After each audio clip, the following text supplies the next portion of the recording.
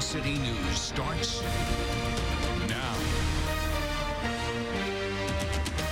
Well, a face we haven't seen in person in 3 years. Dr. Anna Maria Temple in the house. She's with us. Yay, welcome. We're talking the flu season and RSV and the sniffles and the sneezes and the shortage of medicine, some home remedies that you can take heart with, and we're going to give you some cool ideas coming up after the break. Could more people be using flu medicine as stocking stuffers this holiday season? Medication shortages are impacting people all across the U.S. as flu cases continue to rise. So what can people do to stay safe and ward off those nasty sniffles and other effects of the flu? We are so glad to have Charlotte Pediatrician Dr. Anna Maria Temple in to discuss flu cases, remedies people can get or make at home. And it has been 3 years since you have been on this show. 3 years. We've had you Zooming like the rest of the world, and now we finally got you back. It's nice to see you. It's so good to see you. I'm so happy not to fight the Wi-Fi and my webcam and the green screen. It's great. Oh, you're back. Could we have gotten you a bigger table? I mean, you got it jam-packed. You got some really great ideas. Flu season, RSV, all the things that are going around right now, is it earlier than normal?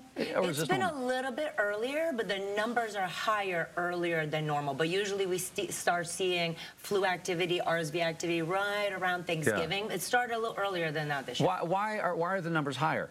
Because we're not masked up anymore, I guess? Well, we know after 2 years of quarantine, our bodies have been before that, our bodies were exposed regularly to viruses, so we've developed a memory in our immune system. Right. But after 2 years of no flu, not much RSV, the body has forgotten, so we're almost going back through the reminders and the exercise of being exposed to viruses.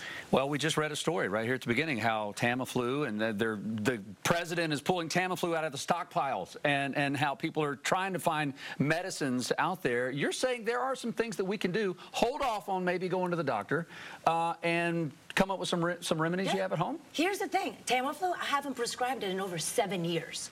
And Tamiflu does not prevent pneumonias, hospitalizations, or bronchitis, or deaths. So it's a popular misconception. You can actually have natural remedy like a homeopathic Oscillococcinum. That's a mouthful. What did you just say? Oscillococcinum. What in the world is that? So this is a homeopathic remedy that you take at the beginning of fevers and cold and flu symptoms, and it reduces the duration of illness by a day, which, by the way, Tamiflu reduces duration of symptoms by 1 day. Is that over the counter? It's over the counter. If you can pronounce it, good luck when you go to try to track that down. And this is safe for babies, pregnant women. Everyone can take it. Oh, that's good to know. Okay, what are some other things that you have? We have some elderberry syrup. We have vitamin C. We have zinc. We have vitamin D. These is my go-to for flu, COVID, and RSV right here. Now, would you say those are everyday things, whether you're feeling symptoms of the flu or not? Or just the minute you start to feel a little down? The minute you feel, I have a lot of folks that take elderberry on the regular, and I do vitamin D, zinc, and C during the cold and flu season as a preventative. Oh, that's good. Okay, I like that. I feel like sometimes with flu, we've got the fever. What does the fever tell us when we're having fever? There's so much fever phobia out there. Fever's good. It is? Fever's great. When we are cooking, the immune system works better, works faster, and prevents the viruses from replicating, which means making copies of themselves. So if we can just let the fever ride, we will get better sooner, but there's so much fever phobia. In 25 years of practice, I've not had any child have brain damage from 105 or 105.5 fevers, and you cannot prevent febrile seizures by rotating Tylenol and Motrin. So don't freak out on the number that pops up on the thermometer. Just think about the symptoms. And you look at the child. If the child is looking like doo-doo, we're worried. But don't worry. If they're 103.5 and they're playing, we're good. Yeah. Okay. I'm curious, you brought in some socks and a bowl in here. What in the world is that? Oh, it's everyone's favorite on TikTok that I did this whole TikTok thing on the wet sock method. Also safe for babies, pregnant women, and all ages is you do a hot bath with Epsom salts. Oh, love those. And then after the hot bath, the body's warmed up. You're going to have cotton socks in ice water. I was going to make a mess in the studio. Keep them in ice water, and after the child comes out of the hot bath, you're going to wring out the socks. You put them on their feet. You put woolly socks on top. Pajamas, jump in bed. Next morning, the socks are dry. Fever's better. Snot and congestion are better. And you do it until all the symptoms go away. I have never seen that before. Okay, maybe I should get on the TikTok. The TikTok. Okay, I'll get on the TikTok. You brought in some things to say hydrated. Hydration's important. Hydration's important. Be careful of the stuff that's out there. Popular drinks are filled with food coloring, dextrose, artificial flavors. No room in the body for those.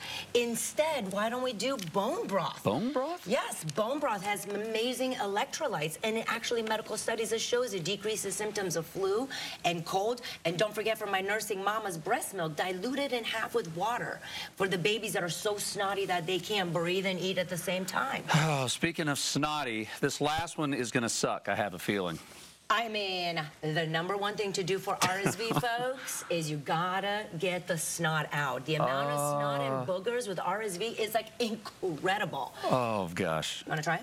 No, what do you do with that? You put that in your nose. No, come on. Nose. Are you serious? Yeah. And then the other participant on the other side sucks the boogers out. It's so disgusting. What straw did you draw? Short straw? Are you serious? So one end goes... Yeah. I can't. That's how it works. There's a filter. I can't. There's a filter. It looks really gross. It is so incredibly effective for the snotty youngsters during RSV season. I don't even know what to say. So you just keep manually sucking it out until there's the clear passageways. Correct. There are some electric ones, so for people that are grossed out, but you know, they're not as fun on TV.